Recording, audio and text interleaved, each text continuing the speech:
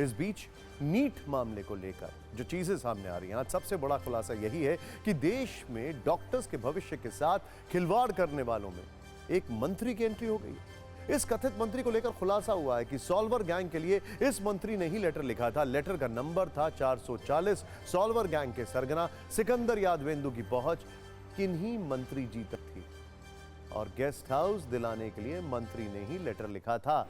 NHAI के कच्चे register में एक छात्र के नाम के आगे मंत्री लिखा हुआ है। इससे मंत्री की भूमिका पर सवाल उठ रहे हैं। कमरे का नंबर था 404। टीवी9 भारद्वाज एक सबूत के साथ इन कथित मंत्री पर सवाल उठा रहा। सॉल्वर गैंग का मददगार मंत्री कौन है? क्या ये वाकई मंत्री है या फिर नाम के आगे मंत्री लिखना इनका शौक है? आखिर वो कौन सा मंत्री है जिस तक आरोपी सिकंदर की पहुंच है? आखिर किसके कहने पर मंत्री ने चिट्ठी लिखी? पेपर लीक के आरोपियों के लिए मंत्री की चिट्ठी क्यों? क्या पटना में पेपर लीक को सरकारी संरक्षण दिया गया? यानी अगर पेपर लीक के गुनहगारों तक पहुंचना है और इस मंत्री के नाम को डिकोड करना बहुत जरूरी है। अब देखते हैं कि आखिर नीट के चीट कांड में वो कौन से किरदार हैं जिनसे साबित होता है कि देश की महत्वपूर्ण परीक्षा के साथ बुरी तरह खिलवाड़ हुआ और बाकायदा पेपर लीक हुआ। टीवी9 भारद्वाज की टीम ने एनएचएआई के निरीक्षण मामले में जाकर एंट्री रजिस्टर चेक किया, जिसमें अनुराग यादव के नाम पर चेक इन किया गया। अनुराग यादव के नाम पर। Anurag Yadav NEET paper leak मामले में मुख्य आरोपी जूनियर इंजीनियर सिकंदर प्रसाद यादवेंदु का रिश्तेदार है और नीट का अभ्यर्थी भी है। जांच में पता चला है कि सिकंदर ने एनएचएआई के इसी निरीक्षण बंगले में अनुराग समेत कई लोगों के रुकने का इंतजाम किया। 4 मई 12:40 तक पर अनुराग की एंट्री दर्ज है। यानी सॉल्वर गैंग ने छात्रों को एनएचएआई गेस्ट हाउस में ठहराया। बाद में इन लोगों को यहीं से 30 से ज्यादा उम्मीदवारों के लिए तैयार किए गए सेफ हाउस में ले जाया गया। वहां पर प्रश्नों के उत्तर अटवाए जा रहे थे। पेपर लीक केस में अनुराग को गिरफ्तार कर लिया गया है। टीवी9 भारद्वाज संवाददाता रूपेश कुमार पटना के एनएचएआई गेस्ट हाउस तक पहुंचे। इसी गेस्ट हाउस के रूम नंबर 404 में छात्रों को ठहराया गया था। इस खुलासे पर आपको रिपोर्टर की आंखों देखी रील जरूर देखनी चाहिए।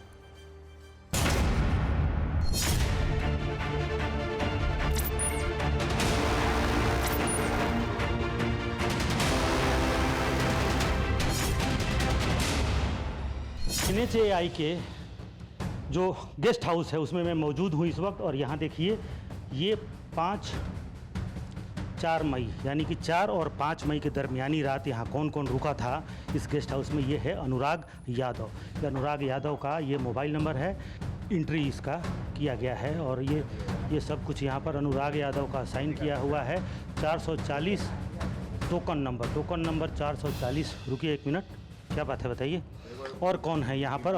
बिना इंचार्ज के पूछ हम नहीं बता सकते कुछ भी। आप हमको दिखा नहीं सकते हैं कौन यहाँ पे रुके थे? 4 और 5 मई को कितने लोग रुके थे यहाँ? मैं नहीं था सर यहाँ। आप कौन है यहाँ पर?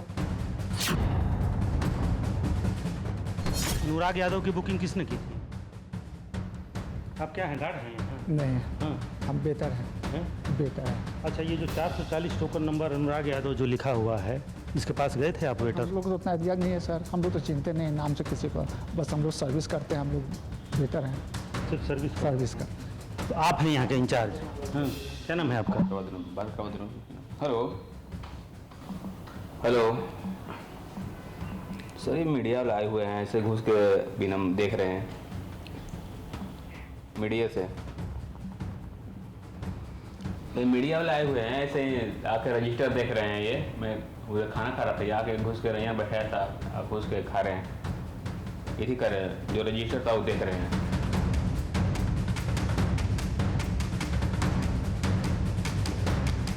लीजिए, बात करने के लिए बोले, बात कीजिए ना। हेलो, कौन बोल रहे हैं सर?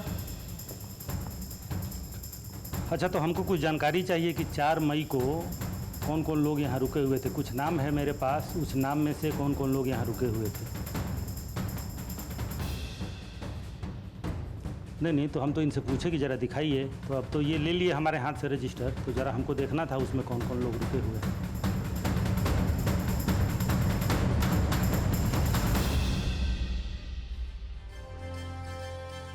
नीट पेपर लीक कांड में पुलिस के सामने सिकंदर यादवेंदु ने बड़ा कबूलनामा किया।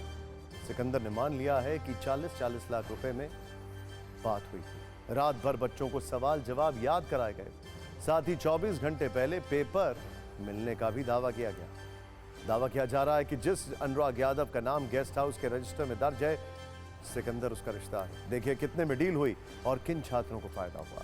सॉल्वर गैंग के सरगना की इस पेपर लीक के मास्टरमाइंड सिकंदर यादवेंदु से बात हुई। इसके बाद 4 छात्रों को सीधे तौर पर फायदा पहुंचाने की बात सामने आ रही है। इनमें है 19 साल का आयुष राज, 22 साल का अनुराग यादव, 19 साल का शिवानंद कुमार और 21 साल का अभिषेक कुमार।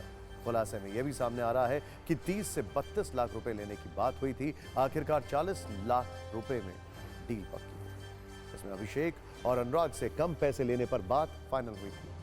नीट में गड़बड़ी की जांच इकोनॉमिक ऑफेंस विंग ने भी शुरू कर दी है। आर्थिक अपराध इकाई को इस मामले से जुड़े अहम दस्तावेज हाथ लगे हैं। पटना के एजी कॉलोनी में एक किराए के मकान से अलग अलग बैंकों के दर्जनों भर एटीएम कार्ड और पासबुक भी जब्त किए गए। टीवी9 भारतवर्ष के बाद जब्त किए गए एक एक दस्तावेज की डिटेल मौजूद। वहां क्या मिला ये देखिए। एसबीआई का एक ATM card, bank of Baroda का ATM card, central bank of India की पासबुक, एचडीएफसी बैंक की passbook, central bank of India की पासबुक, कोटक महिंद्रा बैंक की 19 पन्नों वाली चेकबुक। कोटक महिंद्रा बैंक की चेकबुक में रवि कुमार, आईसीआईसीआई बैंक का डेबिट कार्ड जिस पर शत्रुघ्न सिंह लिखा है। और अब नीट के चीट कांड को राजनीतिक पार्टियों ने हथियार बना लिया। कांग्रेस से राहुल गांधी ने जहां सोशल मीडिया पर सवाल उठाए, वहीं आम आदमी पार्टी ने दिल्ली में प्रदर्शन किया। कुल मिलाकर अब नीट की कहानी परीक्षा रद्द होने की दिशा में बढ़ती दिख रही है।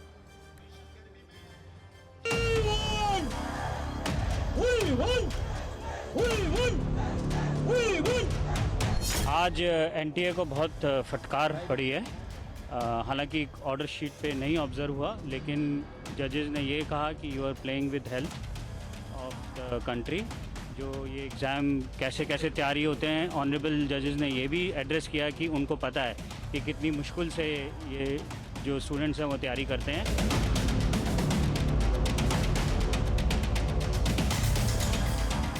आप बताइए 67 बच्चों को 720 अंक मिल गया, टॉप कर गए एक साथ। क्या ये संभव है? एक बच्ची जिसको 1 नंबर आ रहा है फिजिक्स में, वो 720 नंबर पा रही है नीट में। क्या ये संभव है? एक ही सेंटर से 6 बच्चे 720 नंबर पा रहे हैं। तो इसलिए ये बहुत बड़ा घोटाला है। The Union Education Minister has no moral right to continue as an education minister. Last 5 years he was continuing as a Minister of Education. Entire examinations credibility had been questioned. The NEET examination is the latest thing. This NEET examination is the latest thing. He himself is admitting some गड़बड़ी हो गया।